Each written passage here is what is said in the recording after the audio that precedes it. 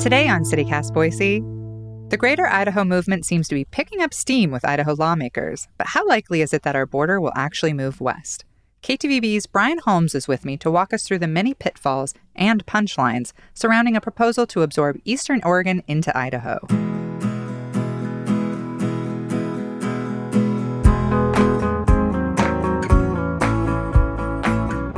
It's Thursday, February 23rd. I'm Emma Arnold, and this is what Boise's talking about.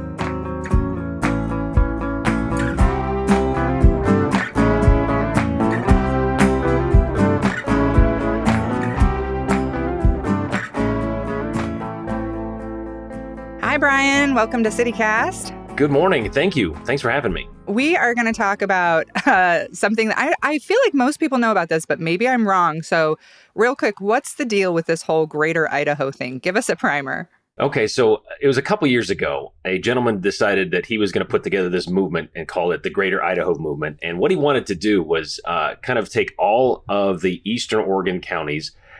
And originally it stretched all the way to the coast, all the Southern Oregon counties, all the way to the coast, and make them part of Idaho, because what was happening was he felt they weren't being represented well in the Oregon legislature. It was predominantly Democrats. They were not getting heard, he says, and their philosophies weren't lining up. So they thought, well, you know what? I kind of like what they're doing over in Idaho. How about we just join them? And so he started this movement, it really was grassroots. And now it's kind of bigger. It's gotten more attention. And now they have like a spokesperson. They've got these resolutions, both in the Oregon State House and the Idaho State House. And they've gotten legislators on both sides to kind of say, yeah, I can back that. Although things are a bit stalled on the Oregon side right now. And it is not so much on the Idaho side, because this idea of moving Idaho's border westward and getting the Eastern Oregon side is kind of taking on a little steam, but we'll see how it goes through the Senate. I forgot that in the initial proposal, we got a little bit of coastline. Oh, yeah. I forgot that that was like a big piece for everybody. It was like, oh my gosh, we'll have a little bit of coastline. That'll be so exciting. Beachfront property in Idaho. Everybody's like, we were down with it. Like, sweet, let's do it. Brookings, not bad. Yeah. You take that spot. Yeah, sure. Why not? And there was even in the original drawings, part of Northern California as well. That's right. Yeah. And so they kind of pared everything back. They go, well, let's not get crazy. And here's the thing. When they say these counties want to join Idaho, that's not exactly accurate. What these counties have voted on is they want their elected officials, like their county commissioners, to just start talking about it. They're basically saying, yeah, we want you to talk about it regularly throughout the year. Some places it's like 3 times out of the year, and they just get together and be like, cool, are we going to talk about this? All right, what do you think? And 5 people will show up sometimes 10, but in some of these places, as we've gotten further into this, they see like 2 or 3 people show up when they talk about this stuff. So it's still there, but it's losing some of its steam. Why not just move to Idaho? Like, if you're like, oh, I love the politics, I love what you guys are doing over there, why not just move to Idaho? A lot of that, the argument is they have been ranchers there for generations, and they've got family land. They've been there. They don't want to just uproot everything and move to a place which is more expensive now because Idaho is popular. And when land has been in your family for generations, it's basically paid for, you're just working it kind of thing. So they just don't want to uproot their lives. They just want to be part of something that isn't there now. They want to live in Idaho without actually having to live in Idaho. Well, if they move the border, then they do, I guess. Then they do, yeah. So you mentioned a couple lawmakers in Oregon are into this. What does Oregon think overall? It's in the Oregon Senate right now. But the last time they talked about it was back on January 15th. And it's just kind of sitting there. And there are people there that are like, this is never going to happen. There are people here that are saying, this is never going to happen.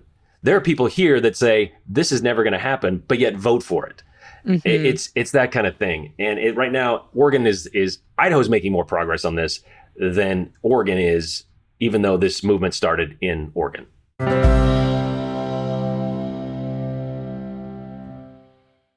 I saw one of the Idaho reps say one of the bonuses of this Greater Idaho thing is that Ontario will be further away and it'll be harder for Idahoans to buy pot and obtain legal abortions. Do you think that is kind of a big piece for Idaho, lawmakers, why they're supporting it? I think they're trying to sell it as such. But in the grand scheme of things, Ontario is not moving. It still stays there. Yeah. It just becomes part of Idaho. But what it does, yes, the border does move. It moves those things further from the populated areas. But those things are still across the border. But the idea was, let's move it further from the populated areas, like out of sight, out of mind kind of thing, and make it less convenient for people to just jump across into Ontario and do whatever they need to do and bring that back or whatever. So yeah, that is kind of a selling point. I don't know how well it would sell because, like I said, it's like, let's get a whole bunch of sagebrush in desolate areas and just call it ours. I don't know if that's a selling point either. Yeah, especially since I guess we're going to absorb Nevada and Montana. There's a as phase also, two. Oh, there's a phase two. There's a phase two, believe it or not, that does dip into. No, I can't. Are you joking or not? No, I can't tell. There's a phase two. If you look at their website, if phase one goes through, they're like, why stop there? And then they'll try to get some parts, again, Northern California, maybe some parts of Eastern Washington, Southeastern Washington. I mean, it's all kind of aligns. And this isn't a new idea. I mean, there was a time when, well, even before Idaho was a state, they thought about giving the panhandle to Washington. Oh. And there was also a movement then, not even that long ago, I want to say 15 years ago, where Eastern Washington wanted then to say, we want to be part of Idaho. You mentioned like that some of these lawmakers are voting for it, even though they don't believe in it and they don't think it will happen. And I've seen some criticism of lawmakers here saying, why are people wasting their time and energy on the Eastern Oregon residents and what they want when Idahoans like have very real problems that are going unaddressed? And I know that you talk to your 208 viewers a lot. What do you hear from them about this? Oh, it's very much why we're wasting our time with this. This is not a thing. And the same questions you have. Why don't they just move here then if they like it so much? There's all kinds of things to consider with this, though. I mean, like the income tax, sales tax issues. The minimum wage in Oregon is considerably higher than it is in Idaho. What minimum wage is $13.50 in Oregon. I mean, it's even higher in the Portland area, but it's $7.25 in Idaho. Income tax here in Oregon is like up to 9%. Here is 1% to 6%. Sales tax, there's none in Oregon. They would have to all of a sudden have to deal with that. There's a lot of things that people have pointed out that said, you can't just do this. Although the other side of that is the things we've heard is, why are we leaving this up to the legislatures? Why can't the people vote on this? Why can't we decide if we want this? And the rule is you don't. I mean, it's up to legislatures in Idaho, in Oregon, and Congress, and then signed by the president. And that would make it a done deal. Yeah, it seems like quite a few steps before you would have anything. I've noticed like the Idaho Democrats seem like they're having a little fun during the debate around all this. Like Representative Nash said, why not add all of Montana? And I heard Elena Rubel jokingly kind of said like, oh, my heart breaks for the Republicans in the Oregon minority. That must be so difficult. Oh, it's tough for you, is it? Wow, that's weird. Hard? Yeah, is that hard? Yeah. How do you go to work every day? Yeah, I know. It's they're having a little fun with it because I think they're pointing out the hypocrisy of it. You guys just want to go where you are, where your echo, I guess, or your people. I mean, let's all align ideologically and forget about everybody else.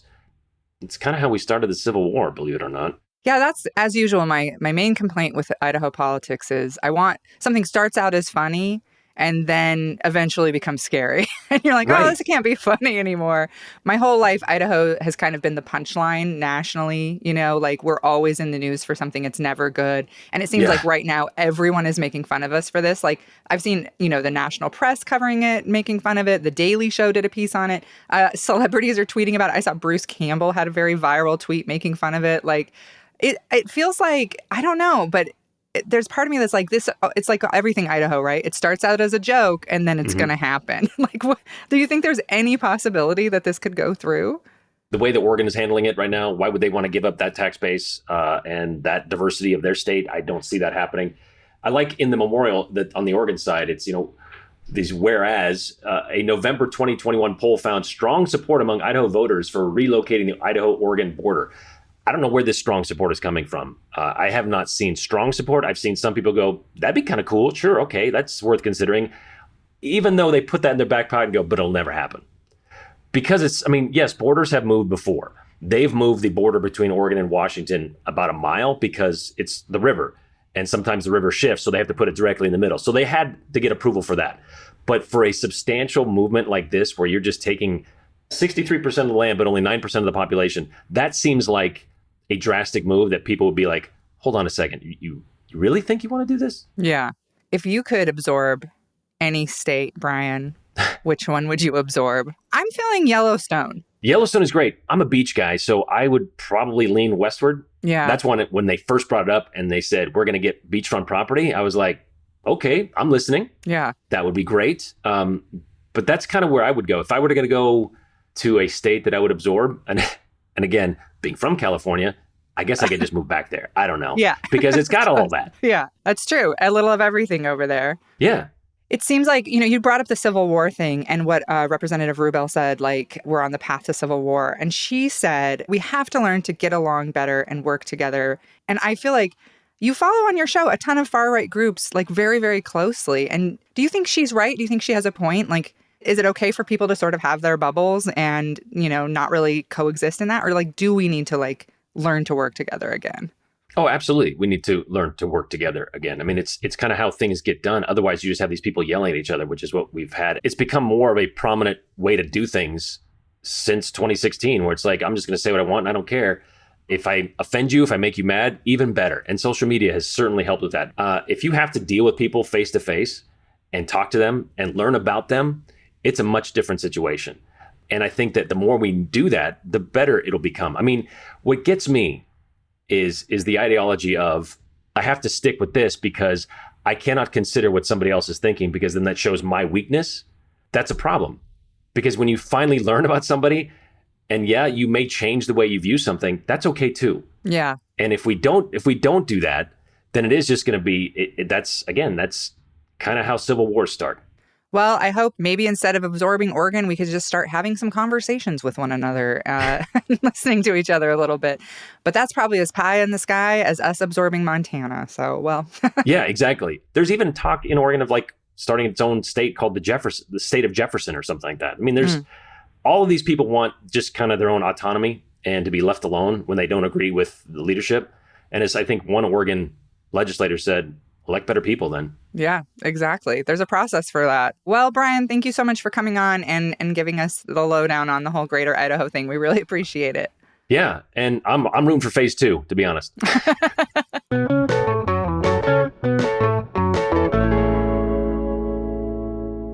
And before we sign off, we have another Boise pro tip for you. The Idaho State Treasurer's Office has a website dedicated to reuniting Idahoans with their unclaimed property, aka your cold hard cash. Every year, millions of dollars are transferred to the state by companies that can't find their owners. According to our Hey Boise newsletter, that could be from payroll checks, safe deposit boxes, refunds, or any other form of money that is technically yours. All you need to do is claim it.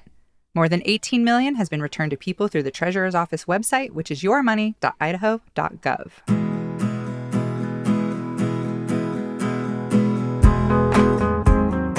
That's all for today here on CityCast Boise. If you enjoyed the show, why not tell a friend? Leave us a review and subscribe to our Hey Boise newsletter. We'll be back tomorrow morning with your weekly news roundup. Bye!